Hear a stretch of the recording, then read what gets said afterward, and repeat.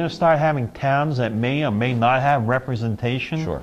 And Yeah. so your plan says, no, we want local school boards. Right, We right. keep those in place. Right. And we have a regional board also. Right. And you will have a say as a local school board Sure. because you'll have a member. Right. Now, how big can those regional boards that you envision, how big can they be? Well, they can be any size. I mean, if you look across the country, you've got states. Sometimes there are multi-state educational service districts where states and state universities in different states share resources. So they can be of any size. I mean, we suggested in the report, let's start with the 26 that the governor came up with and see if that's a model that works. And what you do is you get a group of people together in that area. Maybe they decide it's too big an area for that group, and so maybe they split it off or make it smaller. But the point is that those decisions are made locally by those people and not made literally. What they did with this proposal is they sat in Augusta with a map and they just drew circles here and here and said, you're going to be in this one and you're going to be in this one and this one. And they decided in Augusta which communities should be together in the same school district. And that goes right to your point about local control. You're getting rid of all of that because right off the bat you're saying you've got to be in this district and you're going to have this board and you're going to have this representation. I mean, if you're taking this whole county, remember, if you're a small town, there's only 15 board members for these new boards as the governor proposes it. If you're a small town and you're neighboring, a town that's 3 times bigger than yours, they're going to have 3 members. You're going to have 1 if you're lucky to even have 1. So you really are going to get rid of local control. Whole towns will have no representation or very little representation on these boards. And what we found in the research is there's simply no evidence that creates a better product. If anything, we found that when you regionalize school districts and create larger school districts, the quality goes down. Schools suffer from too much bureaucracy and not enough accountability to voters and to parents and students. When I looked at that map that has been proposed, I see some districts are 2,500 kids out in Washington County, Worcester County, and I look in the Portland area and there's 20,000. Yeah, right. To me, that just tells me that you don't have enough kids in one area, but in some areas you may have too many. Some of those districts are 100 miles long. Yeah. Oh, yeah. So, how do you reconcile the fact that, geez, I may have to drive an hour to go to my regional school board meeting, and how involved do I want to be with that? Well, and what we found in some of the research is that actually, when you do consolidate, parent involvement goes down. There was a research piece that I found about that was done in Connecticut where they did some school consolidation, and they found that as a consequence of those consolidation efforts in the bigger districts and the bigger schools, that the percent of parents that went to open houses at school, who were on PTA, were served on PTA committees, who came to parent meetings, all went down. People, parents feel less connected to their school. They feel like they're part of a much larger bureaucratic sort of system. They don't feel like they have a voice. I mean, in Fairfax County, the district that I started off, that enormous district, I mean, the way the school board meetings were run is they had a little bit of time at the beginning of the meeting for public comment, but you had 3 minutes. That's all you had. And you had to sign up in advance, and there were 10 slots. And if you wanted to address the board, they used to say, then you had to sign up for one of those 10 slots, and you got your 3 minutes. And if you didn't say what you wanted to say in 3 minutes, too bad. And I've grown up in Maine. I mean, people don't want that up here. They want to be able to go down to the school board and say, here are my concerns. Here are my concerns with the math program that you're running. Here are my concerns with how the administration is running things. And it makes better schools. I mean, what we find is when you make these larger schools, the schools get worse. I mean, it's as simple as that. Many of us in Maine are used to watching cable television and seeing our local boards on TV, and it's a live broadcast, and many of us will get in the car and drive to the meeting because it's 5 minutes. You can't do that under this plan. I mean, Republicans stand for less bureaucracy and more local control. We believe local decision making is what people really want. And so the governor's plan goes against all that. Yeah, and going back to what you said about him having to be popular, and that's part of it, but certainly even having this discussion. I think when I've talked to people, and since we've come out with this report, I mean, I've had phone calls from people all over the state, and they said, where did this come from? I mean, he didn't go around and have a listening tour. He didn't talk to people.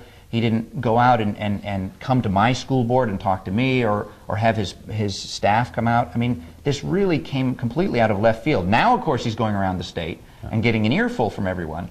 But that tells you what the concern really should be, which is that we've made this big decision. You're going to have to live with it. We didn't get public input ahead of time, and I mean, that's just no way that you make good decisions. I mean, it just isn't. It makes you wonder, did the governor really hear the message? Right. I mean, sure, the message is lower taxes, but the way he's going about it, he wasn't listening to the messenger on how to get there. Right, right. And frankly, his plan does not lower taxes in the long run. I can't see how it does, because you're simply replacing a lot of little bureaucracies with a much bigger, less accountable bureaucracy. I mean, you can go, just as you said, go down to the meeting and influence the school budget. You can run for the school board and be a part of that and have that kind of influence. But as these governments get bigger, they become less accountable. I mean, it's as simple as that. And so you're going to end up with assistant superintendents for that and assistant superintendents for this. And the next thing you know, we're going to be right back where we were. So the solution is to keep the local control and find savings through regionalization and sharing of services where you can find them, and have the locals make that decision. You know, we can save money by doing busing, let's do it that way. If we can save money by having all of the school districts around here use the same payroll operations or share special ed services, which sometimes are very expensive, that makes sense. But not to create yet another layer of bureaucracy that is going to be less accountable than the one we have now. Having served on the Appropriations Committee, the governor is booking $241 million in savings in this plan. Have you estimated what your plan would save? Well, I mean, it's because we want to keep that local control thing. I mean, we certainly could take the governor's route and say we're going to cut it across the board and you're going to have to figure out how to do it. But because we want to maintain some local control and because we want to have a discussion, which really needs to take place on the local level about what makes sense to what services does it make sense to share. We haven't really set a number. I mean, I did sort of a back of the envelope figure in here where I looked at research that Deloitte had done on educational services across the country, and they said that a pretty good estimate was 20%, that you could save 20% by sharing services over what you would have spent to do them individually. So just sort of doing a rough calculation of that, if we took the 1/3 of your education dollar that's spent on administrative services, because that only 2/3 of every dollar that goes to education actually goes into the classroom.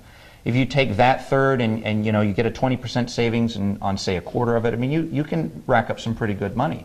So we think we can set some broad goals that across the state through regionalization we could cut 20% of costs in this and this and this and sort of pick some things out. But if you want to keep that local control, you really need to have that discussion. And I think the state can say, look, we need to cut back on administration. We're going to set some aggressive goals because we really want you to do this. And really go out and see what you can do and put together a plan, and then we'll go forward from there. So we know from evidence across the country that you can save some serious money by regionalizing these services. There's plenty of evidence to suggest that. I don't know that I'm ready to say we can save X amount of dollars, because it really is a local control thing. Like I said, I mean, it makes sense to regionalize things someplace, maybe not in other places. And so that's the discussion that needs to take place on the local level. So people who are expecting their property tax bill to decrease, this plan never really does that. What it does is slows the growth of spending. Just pretty much kind of like Tabor did. And that's the very strange thing about this plan is the whole argument of the governor was Tabor was such a horrible thing. He got rid of local control. He got rid of local control and put spending caps on. Doesn't this plan do the same thing? Well, yeah, I mean, that's what, and of course a lot of people I've talked to have said that the governor said, well, we don't want a top-down solution that Tabor would have been. We don't want a solution tried in other states that I mean the exact same arguments that he used against Tabor are now being used essentially can be used against his proposal, which is a top-down proposal. And that's the thing, Steve, is that neither one of us are saying Tabor was a good thing or bad thing. Whatever your decision on Tabor was, is fine. But what we're saying is, wait a minute. This does the exact same thing as Tabor, but it does it to a different degree. It doesn't require the two-thirds vote and that kind of stuff, but it really does the same thing. And even Tabor didn't get rid of local control. If anything, Tabor would have said you really need to get a lot of local support for anything that you want to do, but this is actually getting rid of your local voice over your schools, which is something that Tabor didn't even try to do. So in a lot of ways, when people think about, what do I want out of my government, what do I want some involvement in my community, in my schools, this proposal in a lot of ways is a lot more potentially dangerous than any kind of a Tabor proposal would be, because it's really taking away your voice.